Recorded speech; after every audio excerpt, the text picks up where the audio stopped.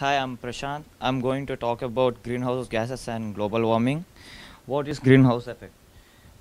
When the sun's radiations enter into the atmosphere, some of them are reflected back with reflected back through the atmosphere, and some are reflected back with us from the surface of the earth. But most of them are absorbed by the earth, and the earth emits the infrared radiations. These infrared radiations are escaped from the atmosphere, and some of the infrared radiations are captured by the atmosphere, and the infrared radiations which are captured by the atmosphere are they are done by greenhouse gases. And some of the greenhouse gases which are here are natural.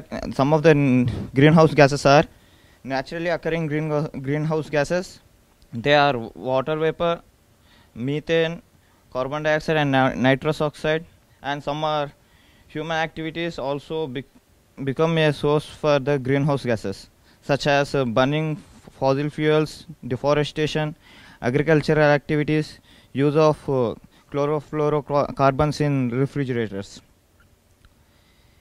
In the US, greenhouse gas emissions come mostly from energy use. These are driven largely by the economic growth, fuel use for electricity generation, and weather patterns, affecting heat and cooling needs. Scientists estimate that the global temperature will increase by 1.4 degrees to 5.8 degrees Celsius by the year 2100. And the effects of global temperature increase are the sea level rises, which causes flooding, and the salt water reaches inland, which reduces the supply for fresh water. And many poor people who depend on the land for subsistence living, and many endangered species would become extinct as rising temperature changes habitat, and certain vector-borne diseases carried by animals and insects such as malaria would become widespread. And to reduce the greenhouse emissions, many programs are started. One of the program is Regional Greenhouse Gas Initiative. And the next is continued.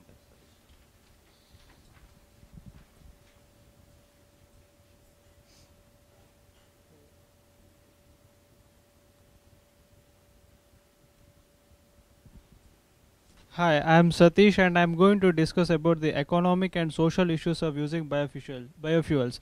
As we know that everything has good and also bad. So I would like to discuss some good things and also bad things. The main advantages of using the biofuels is that the current vehicles which are running on biofuels can easily be modified, and it recycles the CO2 which is presently in atmosphere. That means it does not add to the content of the CO2 which is present in the atmosphere. And biofuels and plants add jobs to the economies of the host countries. Some biofuel costs have been reduced due to be competitive with the petroleum based fuels. And when it comes to the negative impacts of using biofuels, it increases the chemical pollution, decreased biodiversity due to alteration of habitat due to agriculture. It also decreases the quality of water and erosion due to the forest harvesting, degradation of the social quality and productivity.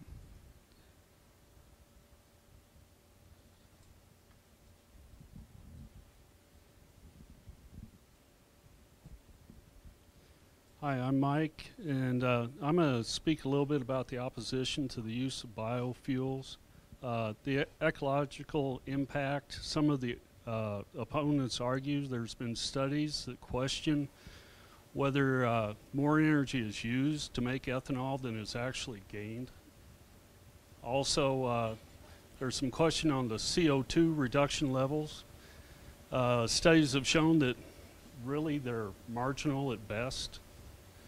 There's a decrease in arable cropland available for food crops, possible desertification, which is actually going on now in China, Afghanistan, North Africa, and some parts of South America.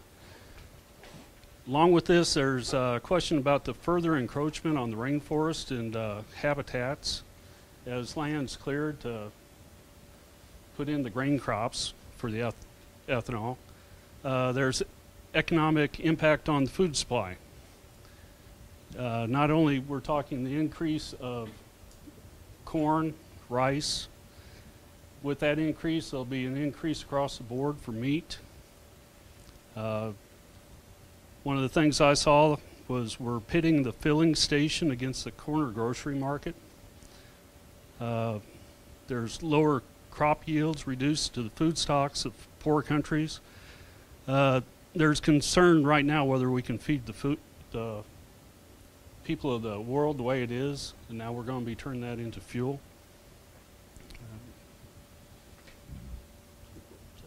That's it. Do this one. What was it? I can do that one. You can do that one. Go ahead. All right. Okay, the future of biofuel technology. Biofuel technology seems to be bright future as people change their views on environmental stewardship. The need for sustainable and renewable fuels will spur on technology to improve processes, infrastructure, and agricultural necessary to provide for future fuel needs as well as world food needs. Development of new sources of biomass feedstocks like the switchgrass, wood chips, and cellulose-based biofuels will reduce the current use of food source crops for biofuels. And the U.S. Department of Energy wants the U.S. biofuels usage to increase from 3% currently to 30% by 2025. Of course, there's going to be the need for government and private sector to support and funding is needed to meet this goal.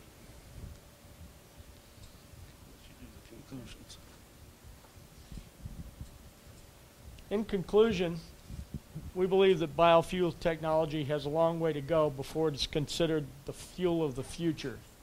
Many problems are ahead, must be addressed, or we risk creating an even worse environmental problem than global warming, and that is starvation.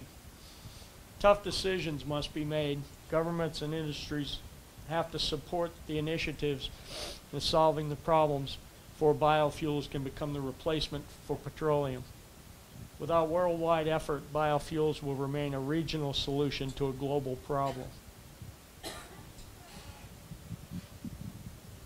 Thank you for your support. Any questions?